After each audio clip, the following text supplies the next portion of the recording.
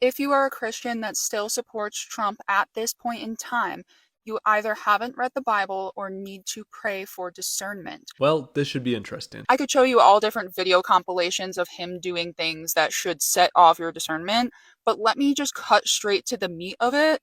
He is ushering in fallen angels. We're approaching the dawn of America's golden age. It's going to be a golden age for America. The golden age of America begins right now. In the United States, we've launched the golden age of America. It's the golden age. Well, what is the golden age historically? The golden age was pre-flood era when Nephilim and fallen angel demigods, lowercase g, lived among the people and forced worship. Well, this is obviously not what Trump means when he says golden age. Instead, what Trump means is he wants to make the country prosperous. And by the way, you cannot find the phrase golden age anywhere in the Bible. And I can hear the comments now, oh, you're just a liberal, you just don't like Trump, blah, blah, blah, blah.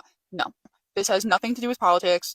Politics is all staged. You can say that it's not true, but most of you already know that they talk in coded language, so you know in your heart that it's true. Well, the reason I do not believe this is true is because there is no substance to this argument. You're kind of just telling us to take your word for it. And you can say God's using him in the same way that he used Paul or David. You also know in your heart that that is not true. Why couldn't God use Trump?